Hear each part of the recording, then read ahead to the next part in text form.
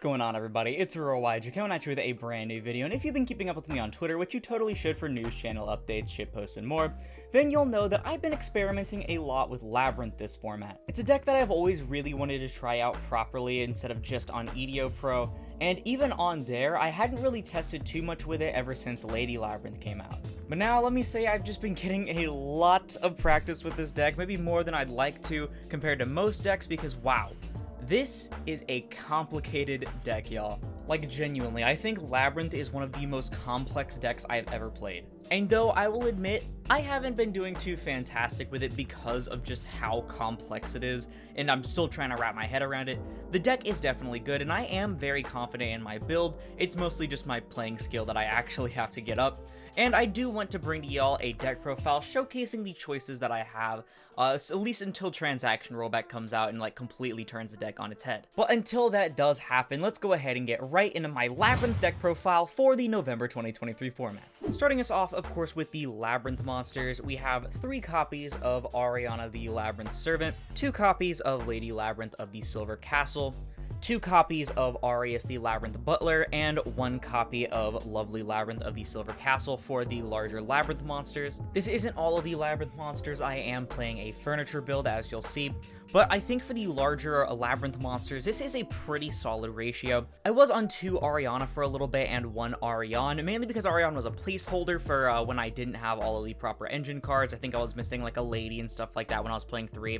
but I was like, I'll keep Ariane in because she can end up making things like Baguska in certain matchups, and also, you know, having that extra draw power, especially on the same turn that she uses her first effect, is pretty solid. But even though I didn't really get her disrupted too many times, just the opportunity for your opponent to completely shut you down and make you waste a trap card, unless it's like Big Welcome specifically, just by hitting her with like an Ash or an Imperm just really didn't feel great. Plus, I ended up really wanting to see Ariana a lot more whenever I had an opening hand, for a multitude of reasons, because A, of course, she is a Stratos, which is like the most important thing, and B, you can actually use her alongside Arius, because remember, Arius can also special Labrynth monsters, not just set trap cards from hand, and so on your opponent's turn, if you have an opportunity, you can summon an Ariana to get an early search for a lady, or you can search for a trap card, one of your furniture pieces, especially Coup Clock, and it enables a lot of different shenanigans on your opponent's turn. And finally, I think Ariana at 3 is awesome to see her more frequently when you're going second and need to go into Typhon, because Typhon is fantastic in this deck. Like, it's really, really great. And so if you like normally your Ariana, right, get her like Impermed or hit with an effect that negates but doesn't destroy, you can at least turn her into a Typhon, which is solid. And then of course you can like set 4 or 5 and then pass turn after that. Everything else I think is pretty standard. Lady Labrynth I did have at 3, but I actually ended up breaking on her just way too often, even if she is a powerful card. Most of the time you're going to be searching her off of Ariana or one of your welcomes anyway. I like Arius at 2. I considered bumping her to 3, but so long as Triple T is just such an insanely popular card, I don't really want to see her like all the time. I mean, no, I know it's hard to tell, you know, whether or not if you see her and they have Triple T or not, but it's just really, really potent. And also, I mean, she's really good, but she is super recurable, so it's more so I'd play her at 3 just to see her more frequently, but then I'd have a similar situation that I did with Lady, and then I'll drop her down to 2 again. And then, of course, 1 Lovely, because she is, as always, really powerful, but just an insane brick if you don't have a proper way to get her out. As I mentioned, I am on Furniture Labrynth, so I am playing 3 copies of Labrynth Shandrag Lear, 3 copies of Labrynth Stovey Torby, and 2 copies of Labrynth Coup Clock. Why Coup Clock got the super and not Shandrag Lear when Stovey got a super just completely baffles me. Like, at least give all 3 of them a super, or like give these 2 matching supers if you're gonna do that. It's just really, really weird. But I think there's a perfectly fine ratio. I do end up cutting Coup Clock down to 1 in the side deck all the time, and once Transaction Rollback comes out, I'll probably end up dropping the Coup Clock down to just the 1 anyway. But of course, the other 2 are just really, really important to open, and the ratio I think is perfectly fine. That is it for the Labrynth monsters. Onto the hand traps. I'm playing 3 copies of Nibiru, 3 copies of Ash Blossom, and 3 copies of Infinite Impermanence. One sec, let me center these better. My camera's at such an awkward angle right now. I think these are perfectly fine hand traps to play. Of course, Ashen Imperm being Ashen Imperm, even if Ash is a little iffy with Thrust and Talents running around. But Nib, of course, is here for the furniture interaction, which, if you don't know, is basically that if you activate Nib and then chain a furniture piece to discard the Nib, then Nibiru will still tribute everything, but no tokens or Nib will be summoned to either field, and you still get a trap card, meaning that you kind of get the exact same value, if not more, because your opponent's not getting a free token they can use, while at the same time not wasting a different card that's better in your hand for a discard off of your furniture, which is huge. For the only spells in the deck, we are, of course, on 3 Pot of Extravagance and 1 copy of the Labrynth field spell. I mean, you're playing a furniture build, so Extrav is just much better than Prosperity in this situation, even if Prosperity is super affordable now. And then the field spell is the field spell. It doesn't come up all the time, and honestly, I've kind of bricked on it a good few times, but it's still a really powerful card if you can open it with any of your other welcome cards. Finally, moving on to the trap portion of our trap deck, I have 3 copies of Big Welcome Labrynth and 2 copies of Welcome Labrynth for our welcome cards. I did manage to snag my ulti Big Welcomes. They are so pretty, even if the Ultra Rare is a bit better at showing off the art. I think this is also fairly standard. I was playing 3 and 3 because I liked opening at least one of my welcome cards, but they're just so searchable when you're already playing a furniture build, and Welcome Labrynth is very recursive, so you really don't need more than this, but I really love Big Welcome. It's just such a versatile card. I'm getting a lot better at utilizing it and more at the proper times. I used to reset it all the time off of Lovely to get a guaranteed like hand rip or whatever during draw phase, but honestly, just saving it in the graveyard for that bounce effect is just it's so good, because you just have so many better options that you can actually utilize it for.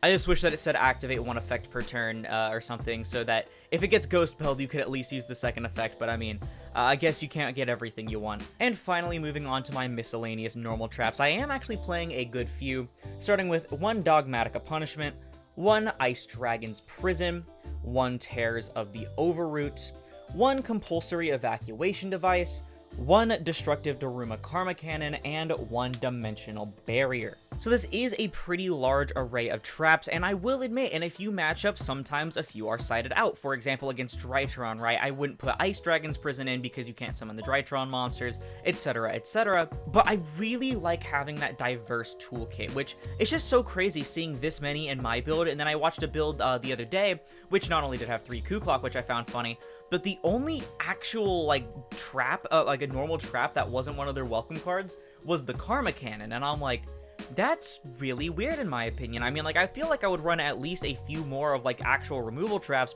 His reasoning was that, spot removal in terms of destruction with, like, punishment and stuff isn't that great, which, it depends on the matchup, to be fair, because against Unchained, it is a bit, like, poor, but that's why we play cards like Ice Dragon's Prison as well, and Terrace of the Overroot. I really like punishment because it is a 2-for-1 value there, which is amazing, and you can use Natus to chain block some of your other things, or you can even send a Bucephalus to send Garura, as I'll show you for my extra deck. I do play a good chunk of punishment targets.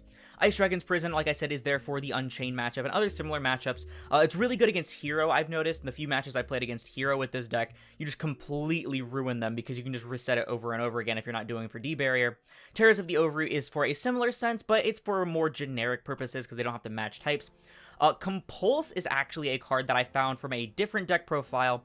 I was like, Compulse, it's like just a single bounce, right? So it doesn't really seem like it's that great, but it's actually insanely great against so many different matchups because it doesn't destroy, so you can use it against things like Unchained or other decks that have floating effects, like Tier or whatever, and get really good value out of it. You can use it basically at any point without having to worry about whether or not you can trigger your lady. Like, you can use it like almost anytime you want.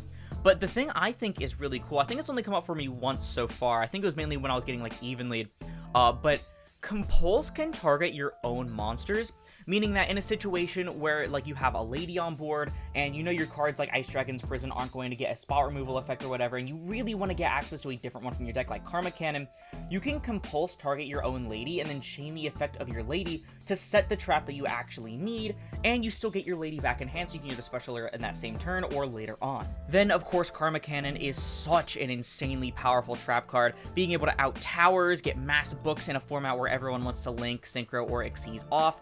And yes, it doesn't trigger your effects to, of course, flow back your furniture and stuff like that, but you're still at least triggering Lady if you haven't triggered Lady to get access to it, and it doesn't really matter when you're probably going to be able to get so much value next turn.